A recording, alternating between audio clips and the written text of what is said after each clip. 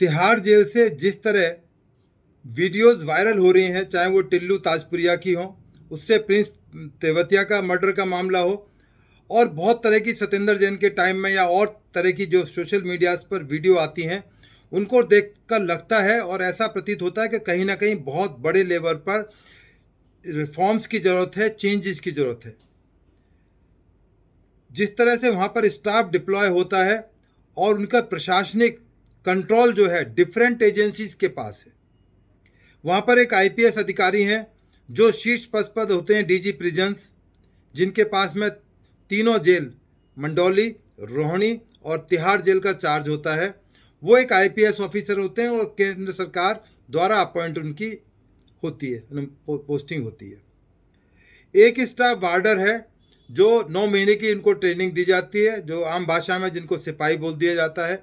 उसके ऊपर head warden है, उसके ऊपर असिस्टेंट सुपरिंटेंडेंट है, जो कि दिल्ली सर्विस सिलेक्शन बोर्ड है, वहाँ से उनकी अपॉइंटमेंट होती है और उनको भी 9 महीने की ट्रेनिंग चेन्नई के पास दी जाती है।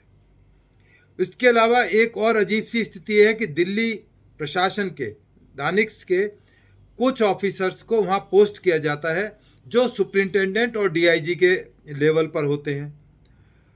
अब स्थिति यह है कि वहाँ पर एक प्राइवेट स्टाफ भी है जो तमाम सीसीटीवी फुटेज और तमाम चीज़ों को, टेक्निकल चीज़ों को कंट्रोल करते हैं।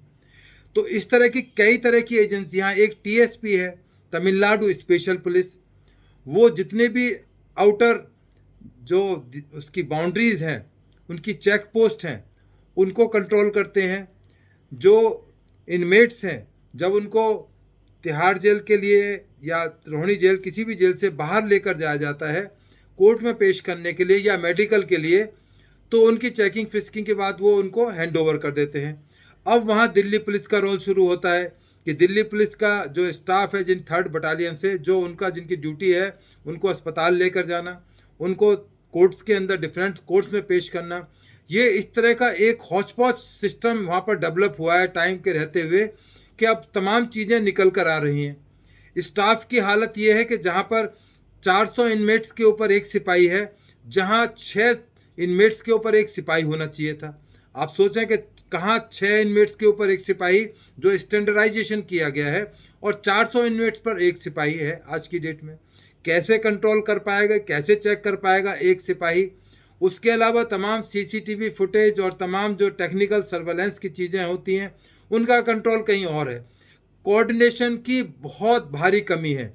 यदि इनका आपस में भी कोऑर्डिनेशन हो तो शायद इस तरह की स्थिति को निकाला जा सकता है और छुटकारा पाया जा सकता है। जो दिल्ली सरकार से अधिकारी आते हैं, दानिक्स के अधिकारी होते हैं, उनकी कोई पुलिस की बैकग्राउंड नहीं होती, बिल्कुल सिविलियन ऑफिसर होते हैं। ना उनको सिक्योरिटी का अनुभव होता है, ना वो सिक्योरिटी के बारे में जानकारी रखते हैं, ना इस तरह की उनकी ट्रेनिंग जेल में आने के बाद दी जाती है। वो बड़े पदों पर आकर, जो सुपरवाइजरी लेवल है, एडमिनिस्ट्रेटिव लेवल है, वहाँ आकर बैठ जाते हैं, सुपरिंटेंडेंट और डीआईजी लेवल।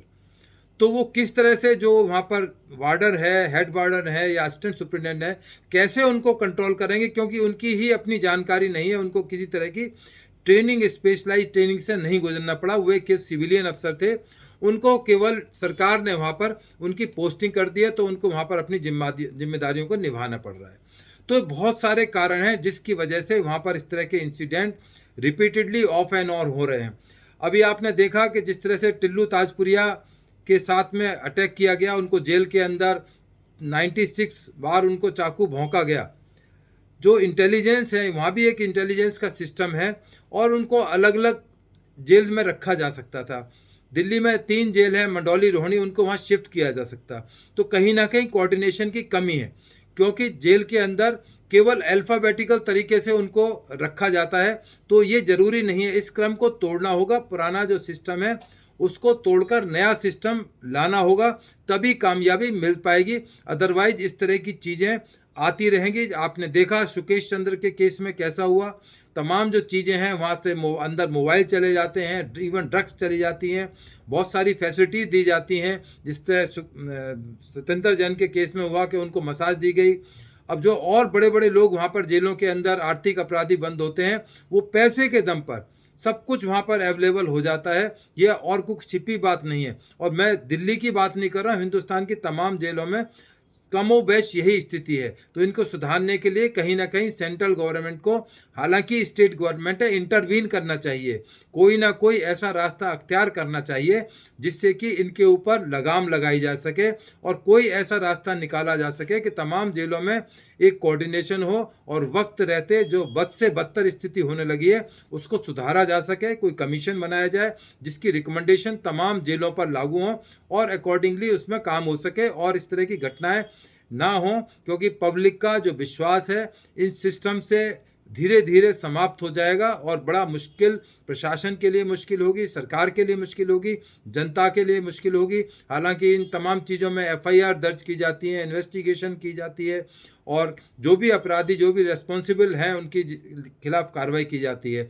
आपको याद होगा सुकेश चंद्र के केस के अंदर या सत्येंद्र जैन के केस के अंदर वहाँ के डीजी जो एक आईपीएस ऑफिसर संदीप गोयल, उनको वहाँ से सस्पेंड कर दिया गया। उसके अलावा बहुत सारे वहाँ के जेल वार्डन, असिस्टेंट सुपरिटेंडेंट, वो ईओडब्ल्यू में उनके खिलाफ जांच चल रही है।